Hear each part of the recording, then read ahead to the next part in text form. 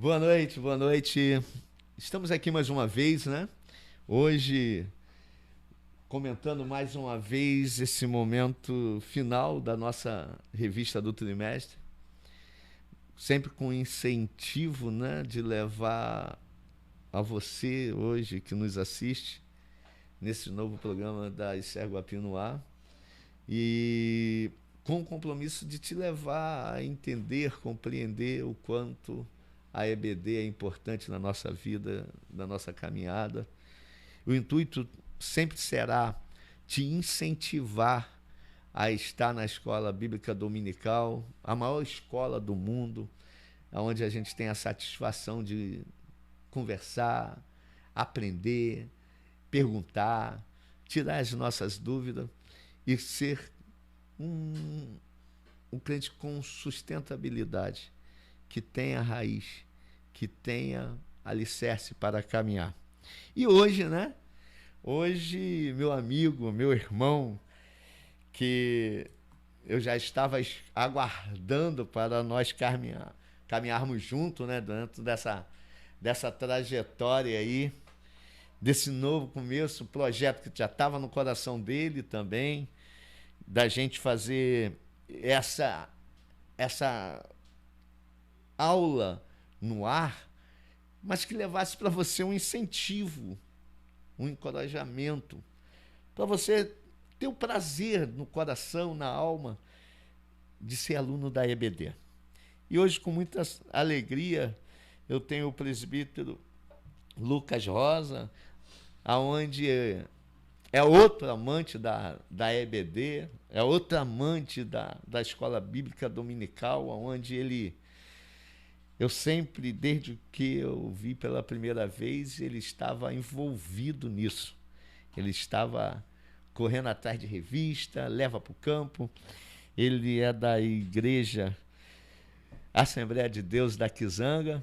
Queremos aqui, já, antes de qualquer coisa, mandar um abraço enorme para o meu pastor, pastor Adilson Cardoso, meu amigo, meu irmão, meu carinho, meu abraço. A paz, Lucas. Paz do Senhor, pastor. Boa noite a todos que nos ouvem. É um prazer, como o senhor falou, é um sonho sendo realizado. Sempre tive no coração o desejo, né, de fazer o que nós estamos fazendo aqui. E espero que alcance bastante vidas, abençoe não só os professores, superintendentes, mas alunos e todos que nos ouçam. Amém? Então aí vamos pegar firme nessa caminhada. Eu já estou jogando aqui o link, né, para o presbítero Lucas. Ele já também pode encaminhar para os amigos, para os irmãos. De vez em quando vocês vão ver a gente aqui pegando no celular e até mesmo para tirar dúvida, tá? O celular é bom para isso agora também. Então é um prazer receber o Lucas aqui, não, e a gente caminhar junto, né, Lucas? A gente caminhar junto e saber que a escola bíblica, Lucas, ela tem uma importância muito grande na minha história e eu sei também que tem na tua história, né? Nós crescemos, a gente falava que nós somos cordeirinho de Cristo, né? É verdade, a escola bíblica, para mim, na minha concepção, é o trabalho mais importante da igreja. Porque é onde o crente ele cresce espiritualmente, né? Eu costumo dizer que a escola bíblica é o povo do Senhor, na casa do Senhor, aprendendo a palavra do Senhor. Então, se a pessoa ela é crente, ela é salva, ela tem que estar na escola bíblica, porque é ali que ela ganha sustentação, maturidade espiritual, ela se desenvolve espiritualmente. Então, a escola bíblica ela é de suma importância na vida do crente. De todas as maneiras, de todos os jeitos, de todas as formas, a gente tem essa necessidade. Agora, chegamos à 13ª lição do trimestre. Vamos partir já para o quarto e último trimestre do ano. Chegamos ao final, Lucas. Chegamos ao final. E nós tivemos a satisfação, eu não sei se você vai concordar comigo, não sei se você vai concordar com o meu pensamento. Essa lição, para mim, a lição das sutilezas dos ataques contra a igreja, que foi o tema desse trimestre, para mim foi um dos melhores da atualidade. O pastor José Gonçalves, ele foi muito feliz. Ele foi usado pelo Espírito Santo e nos trouxe 13 lições fortíssimas, porém atuais, daquilo que estamos vivendo, daquilo que estamos passando, e um contexto contemporâneo enorme dentro daquilo que realmente estamos vivendo. Nós partimos logo na primeira lição. Quando você pega a primeira lição, você já pode iniciá-la já partindo para essa 13ª. Quando nós pegamos a primeira lição, já falamos das sutilezas de Satanás contra a igreja de Cristo. E hoje, a 13ª, a lição que será dada agora, né, nas escolas bíblicas do Brasil, no dia 25 de setembro, onde nós vamos falar de resistindo às sutilezas de Satanás. Onde, com certeza, nós vamos finalizar essa lição linda desse trimestre com chave de ouro. Com chave de ouro. Verdade, o comentarista ele foi muito feliz e hoje nós vamos fechar, como o senhor disse, com chave de ouro. Hoje nós falamos em torno desse trimestre, em todo esse trimestre, sobre as sutilezas, a forma que o nosso inimigo ele usa para atacar a Igreja de Cristo, né? Com a banalização da graça, a imoralidade sexual, materialismo, ateísmo, ideologias, né, contrárias à palavra do Senhor, à família, né? Nós vimos tudo isso ao longo desse trimestre. E hoje nós vamos fechar ensinando ou tentando aprender como o crente, como o ser humano, ele pode resistir a esses ataques. Como a Igreja de Cristo ela pode resistir a esses ataques que nós falamos aqui, discorremos ao longo dessa 12 lições. E hoje nós vamos falar como nós podemos resistir a esses ataques de Satanás. E é interessante que dentro dessa resistência, né, ele vem trazendo 4 pontos, né, 4 tópicos interessantíssimos. Primeiro ele vem falando de Cristo, depois da palavra, do Espírito Santo e da igreja. Então, eu entendo, Lucas, que dentro do sentido, né, que a gente vai aprender, a gente vai iniciar com o tema maior, que é o textuário da lição. E esse tema já no textuário, nesse textuário da lição, a gente já aprende que a palavra-chave dessa lição será resistir. Será a palavra-chave. E o textuário já fala: sujeitai-vos, pois, a Deus, resistir ao diabo, e ele fugirá de vós. Tiago, capítulo 4, versículo 7. Agora, você já viu a verdade prática? Olha só o que fala a verdade prática, Lucas. A verdade prática, a submissão a Deus é a forma mais poderosa de resistir ao diabo. Então, aqui você vê a sensibilidade de uma escrita fabulosa. Você tem o textuário, onde fala da resistência, mas quando ele chega na verdade prática, ele já dá o caminho.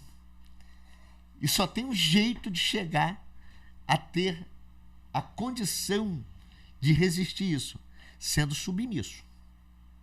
A submissão.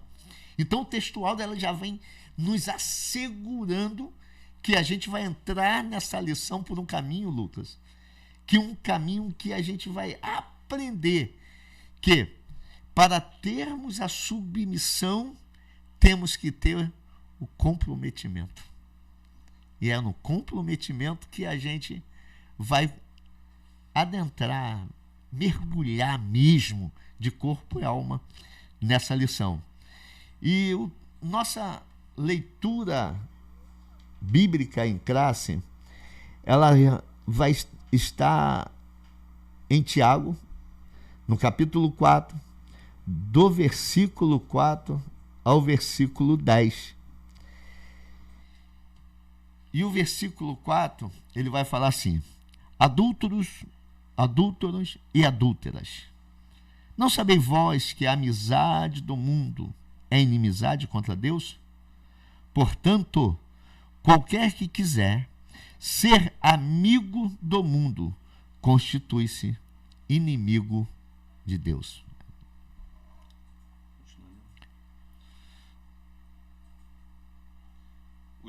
Ou cuidais vós, que em vão diz a Escritura, o Espírito que em nós habita tem ciúmes?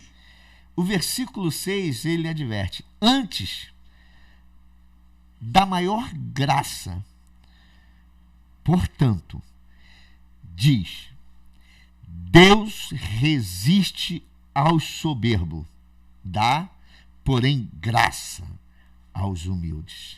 Sujeitai-vos, pois, a Deus, resisti ao diabo, e ele fugirá de vós. O 8 diz: chegai-vos a Deus, e ele se chegará a vós. Limpai as vossas mãos, pecadores, e vós, de duplo ânimo, purificai o coração. Senti as vossas misérias, e lamentai, e chorai. Converta-se o vosso riso em pranto, e o vosso gozo em tristeza. Humilhai-vos perante o Senhor, e ele vos exaltará. Quando a gente fala de resistência, a gente já entende que existe um sentido, né, Luz, para a gente resistir. Conservar-se firme. O que nós entendemos com isso? Hoje a nossa palavra-chave é resistir, como o senhor bem falou, conservar-se firme, não ceder, né, diante das sutilezas, diante da forma que Satanás ele vem atuando nos dias atuais, que é de uma forma sutil, sorrateira. Hoje o autor ele nos leva a entender como resistir, não ceder, né, não cair nas artimanhas do inimigo, né, porque hoje as sutilezas, e nós definimos sutileza ao longo do trimestre, é uma coisa sorrateira, quase invisível, imperceptível, mas quando nós temos amparo bíblico, frequentamos a escola bíblica dominical, o conhecimento, nós conseguimos destacar, discernir e conseguimos, diante da submissão a Deus e a sua vontade, resistir essas sutilezas que Satanás ele vem empregando contra a igreja. Com certeza, com certeza. E você vê que eu entendo, Lucas, que como cristão que somos, como cristão que professamos a fé em Cristo Jesus, nós temos 3 fatores que precisamos resistir. O primeiro, os nossos próprios eu, as nossas próprias vontades. Segundo, o mundo. Terceiro, o diabo.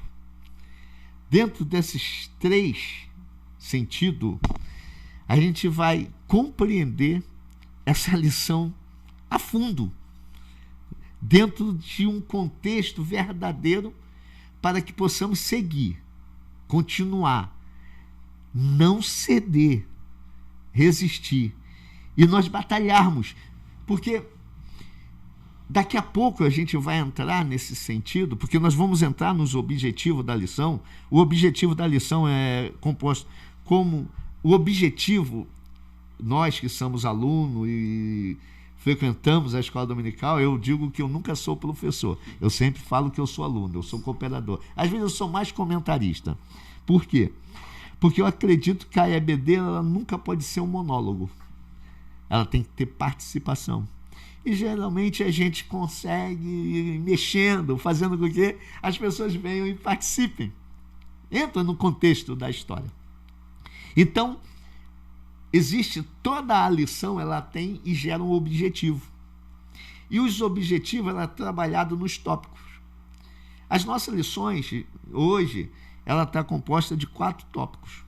E por ser 4 tópicos, ela tem 4 objetivos.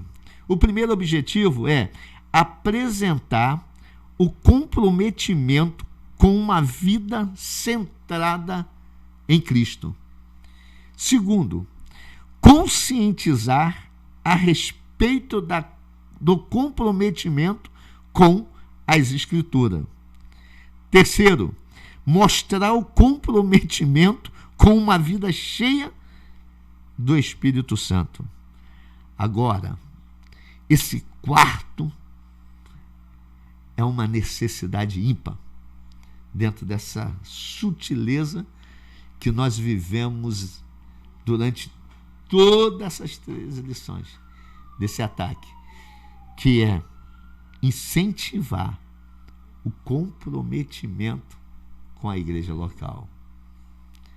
Então, Lucas, se eu fosse entrar numa introdução, eu ia pegar só nesse sentido aqui para a gente fazer com que essa lição seja proveitosa. Nessa lição veremos como a igreja pode resistir às sutilezas de Satanás. Para isso, veremos que a igreja só será vitoriosa na guerra contra o adversário se centralizar a vida dos seus membros no Cristo ressuscitado. Cristo, ele sempre e sempre vai ser o centro da igreja, o centro da Bíblia Sagrada. Toda a Bíblia Sagrada, tanto o Velho e o Novo Testamento, ele aponta para Cristo. Então hoje, mostrando como nós devemos resistir, nós vamos entender que o centro é Cristo, olhando para Cristo, né? E nós vamos começar até o primeiro tópico, nós vamos falar aí, mostrando, né, o comprometimento com uma vida centrada em Cristo, tanto como Salvador como Deus. Nós vamos até falar um pouquinho mais à frente. Então, em primeira instância, que a gente já consegue aprender é que para resistir, nós precisamos estar em Cristo.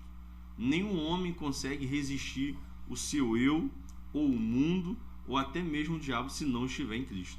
Isso aqui é interessante. O homem por si próprio, o homem pelas suas próprias forças, ele não consegue resistir a essas sutilezas, ou até mesmo a sua própria vontade, se ele não estiver em Cristo Jesus. Então isso aqui já é um ponto para a gente entrar e falar sobre esse assunto. Sim, e ela é nossa verdade absoluta. Ela é a nossa verdade absoluta. E nessa própria introdução nós iremos aprender que para ter uma vida totalmente cristocêntrica, moldada na conduta da palavra e cheia do Espírito Santo, para isso temos que viver um compromisso ilibado com a nossa igreja. É por isso que essa lição ela é maravilhosa. Ela é maravilhosa. Por isso que o Deus da glória, ele ilumina com inspiração tão bela ao pastor José Gonçalves. Ele foi muito feliz. Ele pega os 3 principais elos fundamental, porque a própria Bíblia vai falar logo de início, eu entendo ela como o maior de todos os textuários, não é somente o que a gente fala, né? O João 3,16, mas o que eu gosto de pregar é que só existe um mediador entre Deus e o homem, Jesus Cristo. E para entendermos isso, precisamos ter o comprometimento com uma vida centrada em Cristo, que é o primeiro tópico. Ele já inicia, Lucas, o primeiro tópico, falando de Cristo, o Salvador. E já inicia com Paulo, né? Escrevendo à igreja do Corinto. O que nós poderíamos falar, Lucas, como Cristo como nosso Salvador? Paulo, ele escreve à igreja em Corinto e diz o seguinte: porque nada me propus saber entre vós, senão a Jesus Cristo, o apóstolo Paulo, ele entende que o centro, né, de tudo é o nosso Senhor e Salvador Jesus Cristo. E ele é o Salvador de nossas almas, porque o próprio Cristo se apresenta a Paulo. E Paulo, ele prega um evangelho que ele recebeu do próprio Cristo, né? Tem um texto aqui muito interessante que o autor, o pastor, ele cita, Atos capítulo 4, versículo 12. E em nenhum outro há salvação, porque também debaixo do céu nenhum outro nome há dado entre os homens pelo qual devamos ser salvos. Somente o Senhor Jesus Cristo, ele tem esse poder de salvar a alma do homem. Não existe um Deus, não existe imagem, não existe nada, não existe pessoa, somente o Senhor e Salvador Jesus Cristo, ele tem esse poder de levar o homem à salvação. E nós vamos ver um pouco mais à frente o porquê disso, né? Que nós vamos falar um pouquinho sobre redenção. Então só Jesus Cristo, ele tem esse poder de salvar, ele é o único Salvador. Ele mesmo disse, o Senhor Jesus, ele disse: eu sou o caminho, a verdade e a vida. Então o único caminho a Deus é o nosso Senhor e Salvador Jesus Cristo. Então o primeiro comprometimento que a gente precisa ter, que nós precisamos ter com uma vida centrada em Cristo, é entender que só Cristo, ele é o Salvador da humanidade. E é interessante, né, que o assunto é tão contemporâneo da nossa época, né, que ele nos traz, né, alguns pensamentos do que está acontecendo hoje nas igrejas. Eles estão descentralizando Jesus Cristo, e muitas das vezes a figura humana, você vai ver nos cultos, né, nos sistemas filosóficos, nesse sistema de ideologias que vão ganhando espaço, e a gente toca nisso, e eu queria, dentro dessa Cristo como nosso único e suficiente Salvador, aí você pode notar que em alguns lugares a figura humana, ela prevalece mais do que o Cristo Salvador, porque muitos hoje eles centralizam em cima do homem, e Deus já falou isso logo no início da nossa história, porque o primeiro e maior líder que a história teve foi Moisés, que iniciou já libertando e sendo canal para ser o canal de Deus para libertar a igreja de Israel. E o primeiro pensamento de Deus era não perpetuar a imagem de Moisés. Portanto, que quando Deus fala que ele ia morrer, ele pegou e falou assim: ó, ele morreu, deixa eu pegar aqui o corpo dele, deixa eu esconder, porque senão vão querer idolatrar ele. E eu tenho o meu pensamento lá na frente, vai ser aquele que vai esmagar a cabeça da serpente. É ele que vai ser adorado, é ele que vai ser seguido, é ele que vai ser o autor da salvação, é ele que vai ser inspiração para os povos. Então, hoje, há uma adoração ao homem. Eu conheço, Lucas, lugares, e a gente não precisa citar, que a pessoa fala: hoje o pastor vai estar? Ah, não está. Então não vou na igreja, não. Hoje o pregador vai ser quem? Ah, vai ser o presbítero Lucas. Ih, vou nada. Ah, vai ser quem? Pastor Célio. Pastor Célio é muito feio, ainda fala igual Cebolinha. Vou não. Então hoje eles estão descentralizando Cristo e aí seguindo quem? A imagem do homem. E o homem, sabendo disso, ele ganha notoriedade e automaticamente ajuda, né, a tirar Cristo como Salvador e Senhor. Nós observamos aqui, pastor, que a igreja primitiva, o centro da mensagem sempre foi Cristo. Nós vamos observar que Atos 8:5, e descendo Filipe à cidade de Samaria, lhes pregava a Cristo. Então uma igreja que a mensagem não é cristocêntrica, essa igreja está fadada ao fracasso. Aí vai entrar no meio dessas igrejas o que o autor vai dizer aqui: outras formas de culto, filosofias e ideologias que passam a ganhar espaço. é preciso preencher esse espaço. Mas o que está faltando nesse espaço? É a mensagem cristocêntrica. Porque esta é a mensagem que salva.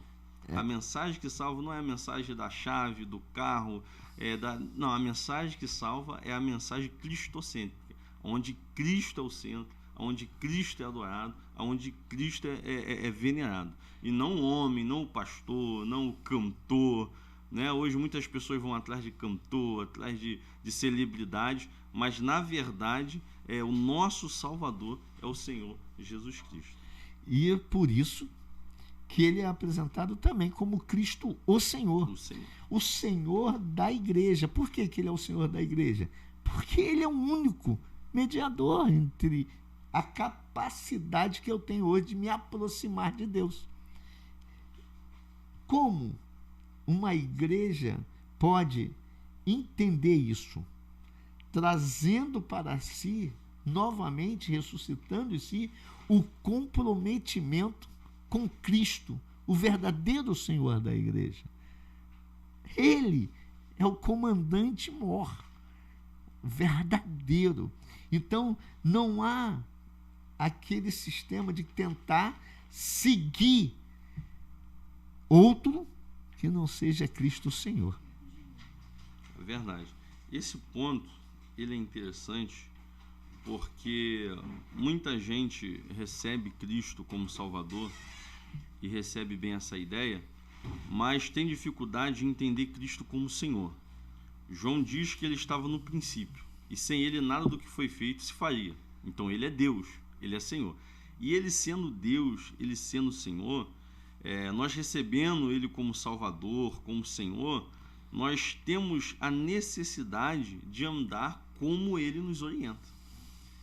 Isso aqui é imprescindível. Muita gente quer Deus como Senhor, muita gente quer Deus como Salvador, mas não anda como Cristo nos orienta. Receber Cristo como Salvador, mas não andar nele, isto é, de acordo com o seu ensino, é negar seu senhorio. Eu acredito que ele é Deus, eu acredito que ele é Senhor, mas eu não quero andar na forma que ele orienta. Aí eu estou negando o senhorio de Deus. Então ele é Deus, ele é Senhor, e ele deixou um manual de norma, de conduta para que o crente ele possa viver nele, que é a Bíblia Sagrada. Então a gente entendendo e recebendo ele como Salvador, como Senhor, é preciso andar naquilo que o próprio Cristo ele nos deixou. E nós saímos do último trimestre falando sobre o Sermão do Monte, né? Conselhos práticos para a vida cristã, que muitos crentes não seguem. Vão à igreja, aceitam como Salvador, entendem, mas na hora de seguir ele como Senhor, eles não seguem. Então esse ponto aqui é muito interessante. Ele é o nosso Senhor e ele é o nosso Salvador. E é esse que é o ponto da sutileza. A sutileza que vem tentando arrebatar os crentes é justamente que o crente pode viver sem ter o contato direto. Ou seja, um não depende do outro. Eu aceito ele, Salvador, mas eu não preciso viver nele. Essa é a nova mensagem. Isso tira toda a essência da verdade. É por isso que o despertar de um novo sentido tem que haver para poder ressuscitar em nós o comprometimento em Cristo Jesus. Primeiro, reconhecendo que ele é o Senhor. Segundo, a gente tem que voltar a entender que o nosso Jesus, ele não pode ser um ser tratado como hoje até as músicas, né, os hinos são cantados. Eu tive a oportunidade, ficar até triste comigo um pouquinho, né, o Ministério de Louvor ficou um pouquinho triste, né, porque me apresentaram um hino lá falando que Jesus é você, que você é você. Eu não sei nem cantar. Eu falei assim, eu prefiro nem cantar. Eu não sei o que é você, não sei o que é você. Eu acho um desrespeito com o Senhor da igreja. Então, se eu aceitar isso, eu estou dando liberdade para essa sutileza que trata Jesus como igual. Ele é o nosso Senhor. Verdade. Eu tenho que voltar a dizer, eu não posso me direcionar com o Salvador da muito, não, o tempo é moderno, o tempo é isso, a gente está cantando, a gente está louvando, negativo. Ele é. Eu tenho que ter esse comprometimento, eu tenho que pregar que ele é soberano. Ele é o Senhor da nossa vida. Essas pessoas falam isso para retratar um nível de intimidade, mas a intimidade, ela não deixa de lado o respeito. Eu sou íntimo do meu pai, mas eu não chamo meu pai de você. Eu sou íntimo do meu pastor, que é ser humano, mas eu não chamo meu pastor de você, eu chamo de senhor. O senhor eu chamo de senhor. Eu passo no banco, encontro uma pessoa de idade, é o senhor, é a senhora, com sinal de quê? De respeito. Agora, Deus, que é todo o Criador, que é o Criador de tudo, que é o poderoso, que é o nosso Salvador, eu chamo de você. Olha só que contraste. Olha o nível que eu coloco Deus. Então, Deus, ele deixa de ser Criador, e eu criatura, e me comparo. Porque Deus falou que não nos chama mais de servo, mais de amigo. Amigo, sim, mas o respeito, ele continua sendo Deus. Ele continua sendo Senhor. Então, a sutileza de Satanás está aí. Mudar esse pensamento, nós falamos na lição, desconstruir o que foi ensinado lá atrás, entendeu? Então, quando a gente perde essa visão de que Deus é Senhor, de que Deus, ele é todo poderoso, a gente começa a desandar, e aí está a sutileza do inimigo, que a gente precisa tomar cuidado. É devagarzinho, é uma coisa que não tem nada a ver, que alguém vai dizer, mas é de suma importância, porque quando eu chamo Deus de você, eu estou colocando ele como qualquer outra pessoa, igualando o ser humano. Com o ser humano. E Deus, ele é ilimitado, nós somos limitados. Nós somos humanos, ele é espiritual, é eterno, então não tem como fazer essa comparação. É justamente isso que a sutileza ela vai entrando no meio da igreja e fazendo. E Pilatos deu o ensinamento e ganhou o ensinamento de Cristo baseado nisso. Por quê? Quando Jesus ele vai diante dele, você pode reparar que Pilatos fez diversas indagações a respeito de Jesus. Você é o rei dos judeus? Você é o Cristo? Você é aquele que veio para salvar? Você pode ver que em todas as afirmações de Pilatos, Jesus ficou o quê? Calado. Ficou calado. Mas quando Pilatos virou para ele e falou assim, não sabes que eu posso te livrar? Aí Jesus falou, não, agora é minha hora de falar. Quem és tu para me livrar? Seria melhor eu trazer os anjos comigo? Ele fala, não, eu sou. Automaticamente Jesus estava dizendo assim, ei, Pilatos, não é você que pode me livrar, não. Pelo contrário, eu que posso te livrar. Então, a pessoa do Senhor Jesus, ela tem que voltar a ser respeitada no meio da igreja de Cristo. A pessoa do Senhor Jesus, ela não pode de maneira nenhuma ser banalizada. E o que nós estamos fazendo de uma maneira, até mesmo com um linguajar mais forte, Lucas, eu vou usá-la, que é de uma maneira vulgar. A gente está pegando o nome de Cristo, o nome do Salvador, e fazendo o que Paulo escreveu em 1 Coríntios capítulo 1, 17. Fazendo que a cruz de Cristo seja o quê? Em vão. Em vão. É verdade. Tá?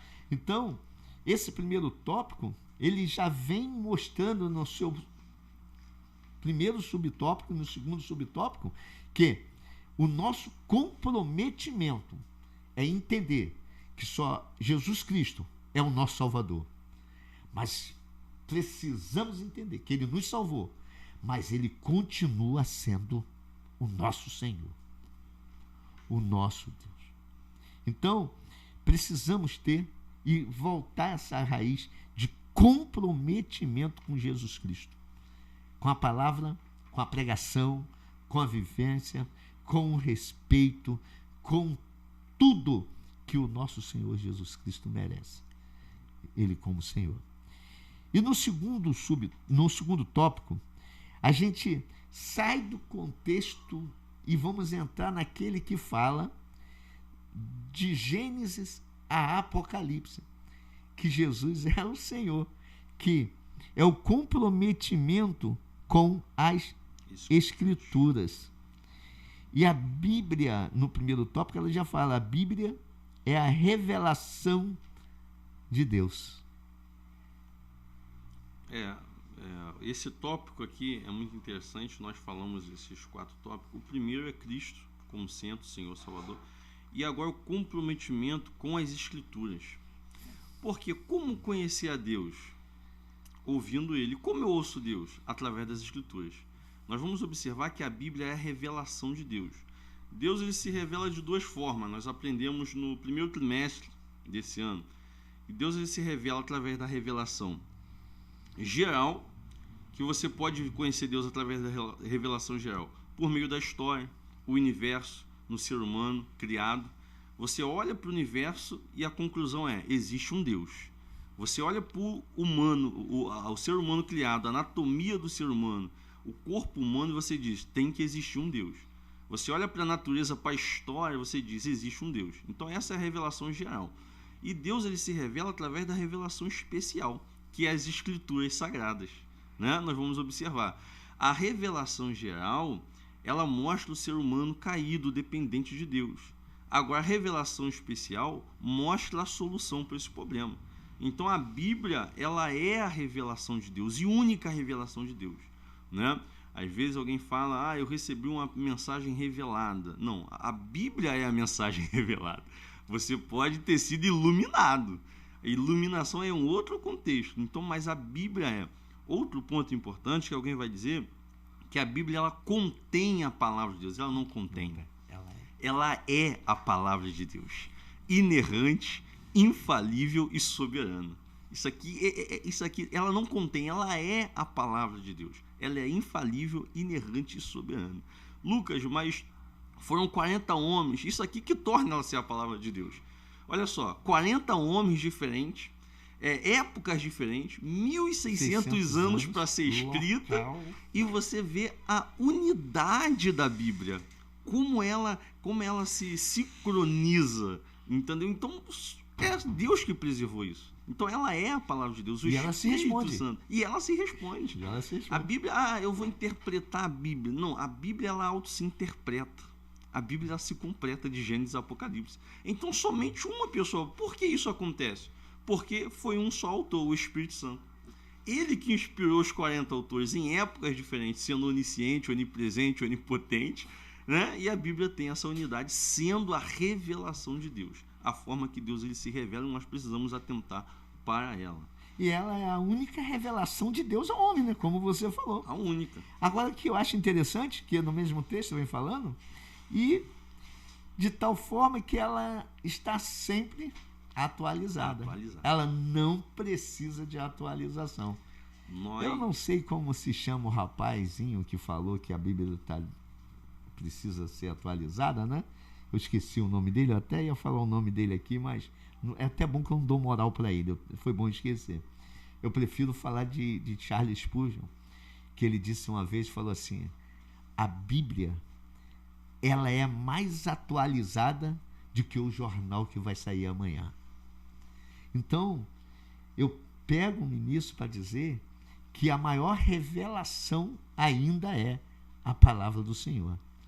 Por mais que tentaram ofuscá-la, aí, igual existe alguns textos em termos de traduções, porque nós temos um português totalmente sinonimático, né? A gente tem todo o sistema de palavras que tem os mesmos sentidos, porém a firmeza da letra, ela está ainda baseada no que Jesus nos falou e nos aconselhou. Examinai as Escrituras, cuidai dela, porque são ela que de mim testificam. Como eu vou conhecer o Jesus Salvador? Como eu vou conhecer o Cristo Senhor? Por intermédio da palavra. É verdade. Por intermédio dela. Isso tem acontecido nos nossos últimos dias. Pessoas e até autoridades, algumas autoridades religiosas de certo segmento, têm dito que a Bíblia ela precisa ser atualizada. Mas por quê? Porque a Bíblia não respalda os padrões que essas pessoas vivem. É o que o autor vai falar aqui. E nós precisamos entender que não é a Bíblia que se amolda aos nossos padrões. Nós que precisamos nos adequar ao padrão da Bíblia. Então, quando a Bíblia ela não se encaixa no que eu vivo, a forma pecaminosa que algumas pessoas vivem, elas vão dizer o quê? A Bíblia precisa ser atualizada. A Bíblia não dá base para o homossexualismo. Então é mais fácil dizer o quê? Eu preciso atualizar a Bíblia. Mas a Bíblia é atual. Ela é atemporal. Ela é para todos os tempos. Né? Deus, ele é a revelação de Deus para todos os tempos. E o autor ele diz aqui, ó, não é a Bíblia que tem que se ajustar a nós, mas nós nos moldarmos pelas Escrituras. Porque é o próximo subtópico, né? A Bíblia é a nossa regra de fé e conduta. Por isso que tirar a EBD, tirar principalmente os cultos de doutrinas, é a parte principal dos novos tempos. E é por isso que hoje a gente está tentando, dessa forma, ser um remanescente, que ainda prisma pela palavra, prisma em ensinar, prisma em ter a palavra como verdadeira. Por quê? O próprio comentarista traz o Salmo 119, versículo 105. Luz para os meus pés é a tua palavra. Mas o que eu acho fantástico, que ela também é luz para o meu caminho. E o caminho é o quê? Aonde eu sigo. Aonde que eu vou. Para onde eu estou indo. Então, a palavra de Deus, ela sempre será a maior revelação de Deus para o homem. E tirar ela, aqui que a gente entra num ponto que dá vontade de você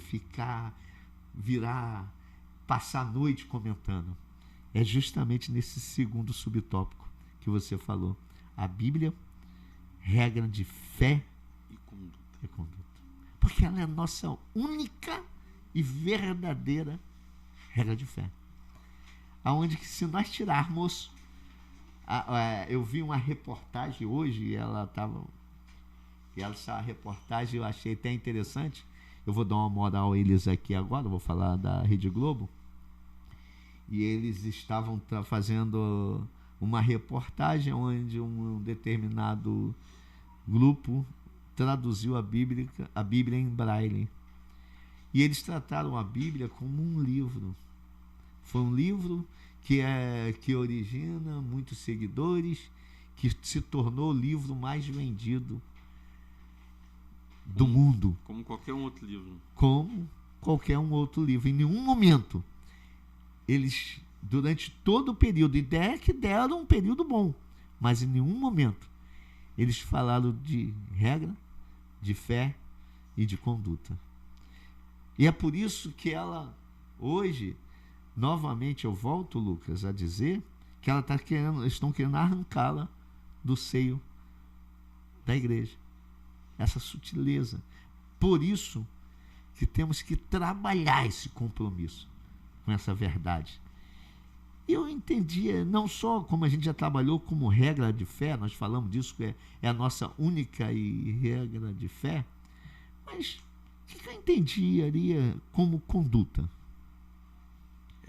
A Bíblia, nós vamos observar, eu costumo dizer que a Bíblia, o princípio de Deus, ela não é só para a igreja, é para a humanidade. A Bíblia não é a revelação de Deus para a igreja, mas para a humanidade. Entendeu? Então, a Bíblia nos norteia como viver.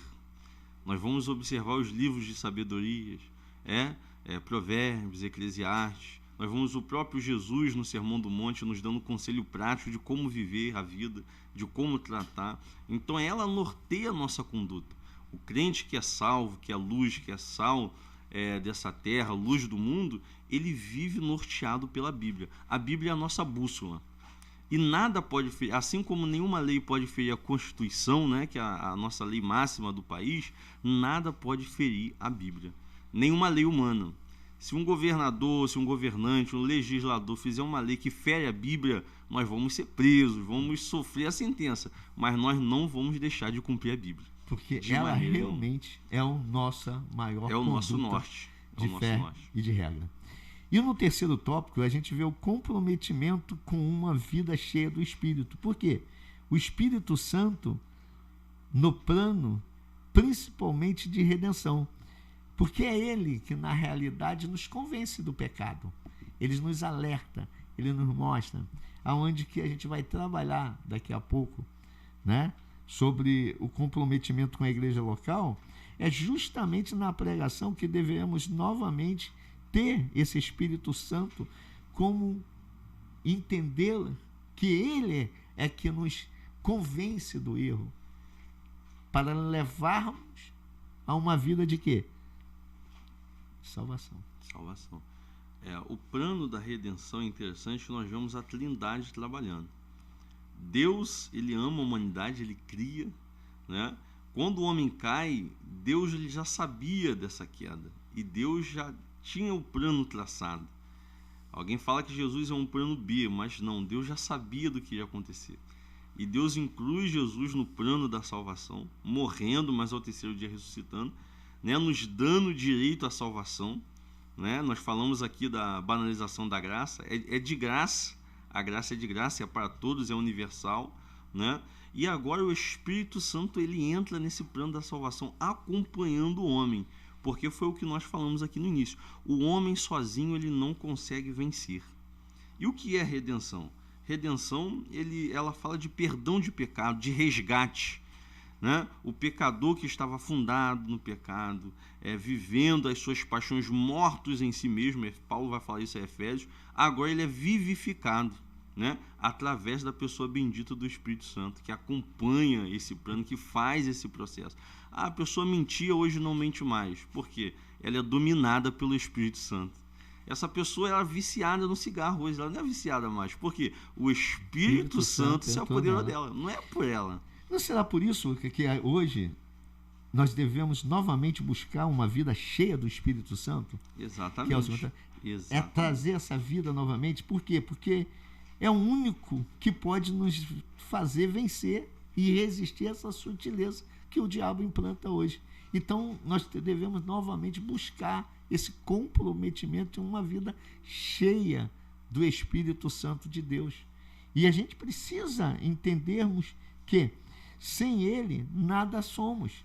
Porque, independente de nós termos sido comprados por um alto e bom preço, sem o Espírito Santo na nossa vida, sem essa busca, a gente vai estar fugindo daquilo. Jesus nos salvou, Jesus ressuscitou. Jesus falou assim, permanecei aqui na cidade, porque vocês vão ser minha testemunha, mas primeiro vocês vão ser o quê? Revestidos de poder. Então, precisamos novamente buscar. Hoje os jovens, as pessoas não querem mais isso. Por quê? Porque as novas que surgiram, eles aboliram, eu não sei se ainda é lá, né?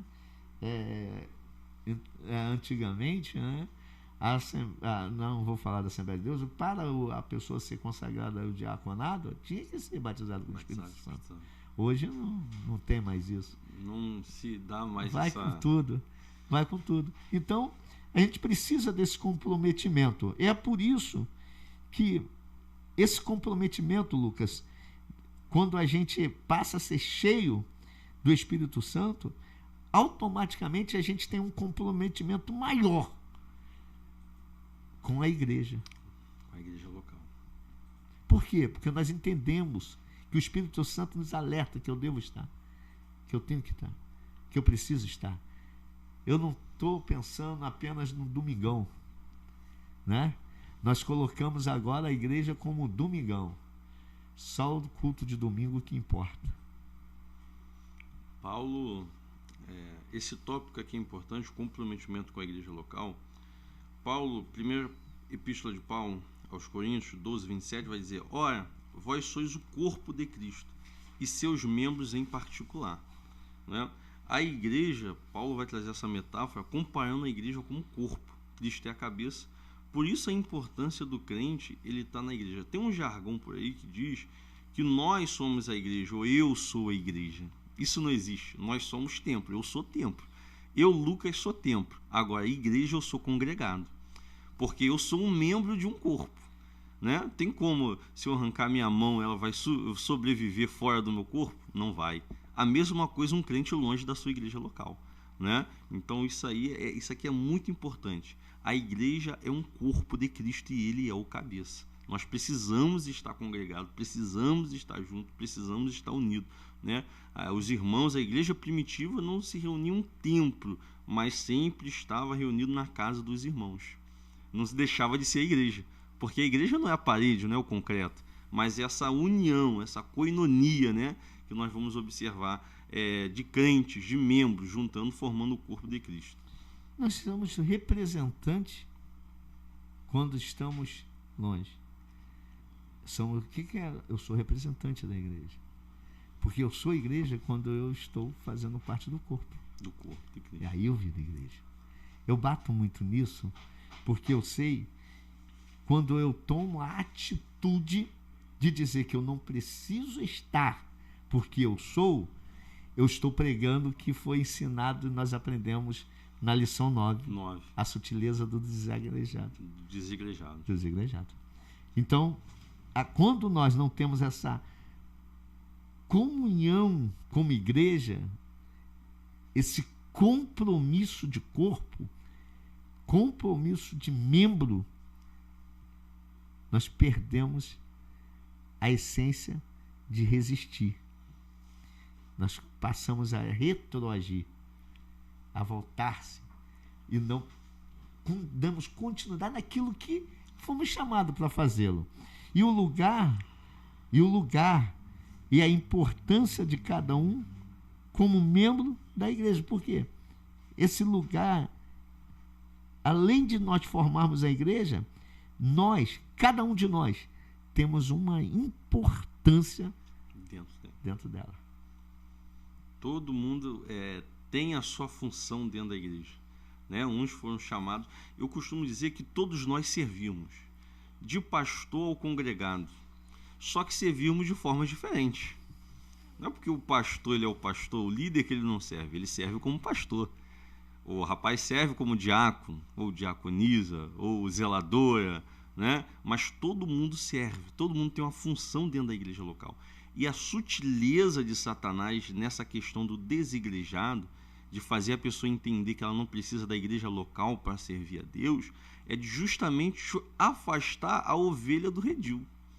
Quando o crente está afastado da igreja, ele fica mais vulnerável, porque ele está afastado do ensinamento, ele está afastado da comunhão, né? E ele começa a ficar vulnerável.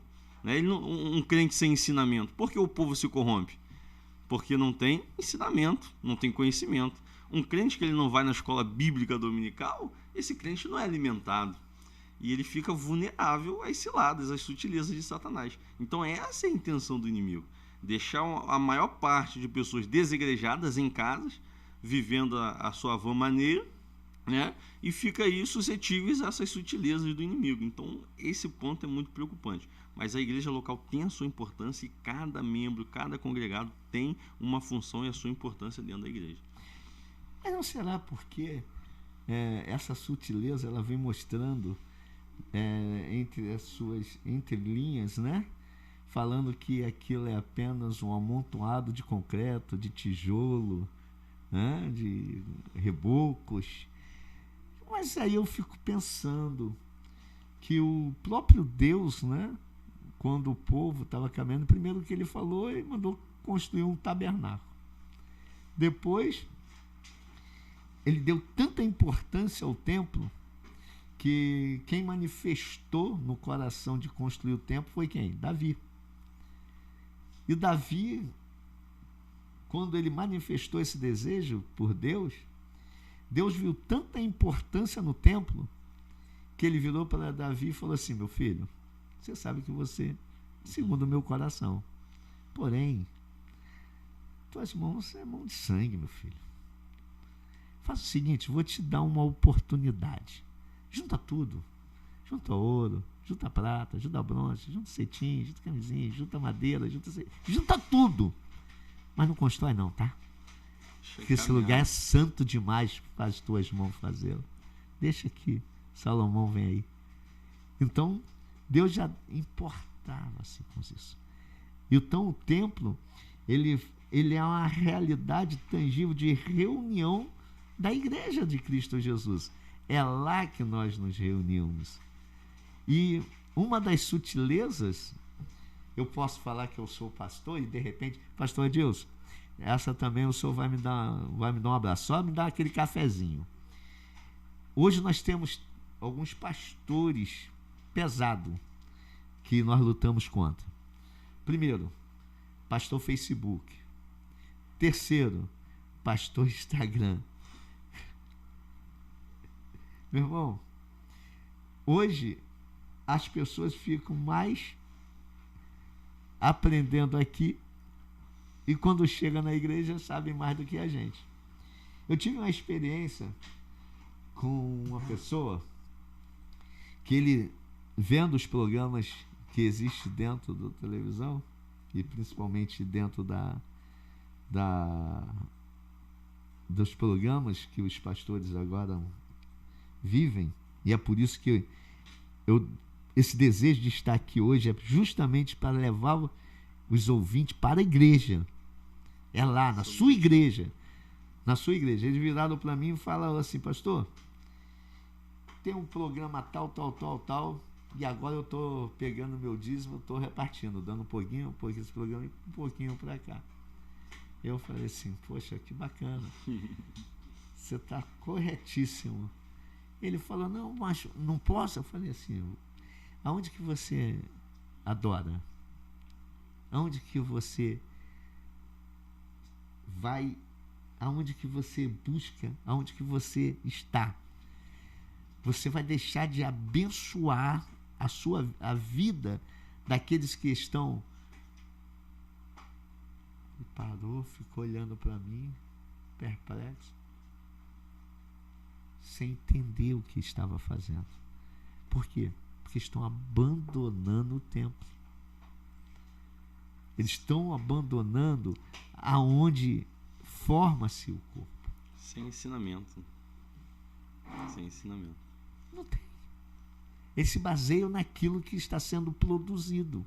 Então, cada membro, ele tem uma importância fundamental no templo, na igreja, na sua igreja local.